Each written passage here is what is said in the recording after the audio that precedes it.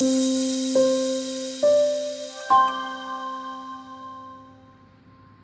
an ideal world, cars and trucks would be 100% emission-free.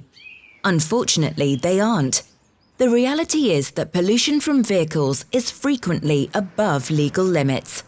This impacts our climate and the health of millions of people, especially in urban areas. The need to act is urgent, yet laboratory tests by themselves to determine emission levels have proven inadequate. So we need new technologies and new policy approaches. And that's where remote sensing comes in.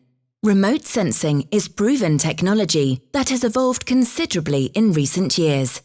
It gives researchers and policymakers insight into transportation's true contributions to air pollution. This can lead to more effective policies, because if you know the facts, you can act on them. So what exactly is remote sensing? Remote sensing measures exhaust emissions from vehicles in normal, everyday driving. The equipment can be set up above or alongside a roadway. Using a sensor and light beam, it measures pollutant concentrations in the exhaust plume as a vehicle passes. A camera records the license plate. This can be used to look up make, model, and other specifications, such as fuel type and engine size. Another device measures speed and rate of acceleration. Meanwhile, sensors measure ambient conditions, such as temperature, barometric pressure, and humidity. A remote sensing setup can record thousands of samples a day.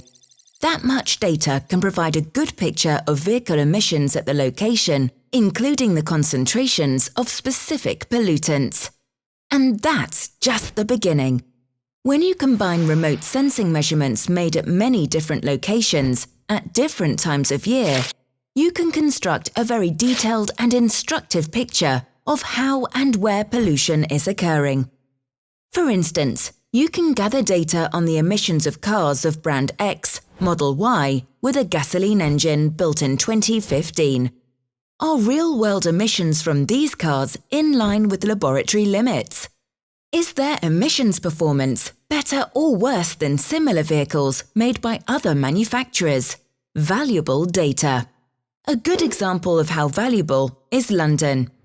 Remote sensing data helped reveal that nitrogen oxide emissions from the iconic black taxis were 7 times legal limits and far exceeded other diesel passenger cars. That's the kind of insight that can be useful to policymakers determined to improve air quality. Remote sensing isn't a silver bullet, but it is a practical and cost-effective technology. Combined with laboratory testing and other techniques, it can lead to a clearer understanding of air pollution from on-road transport and better policy options.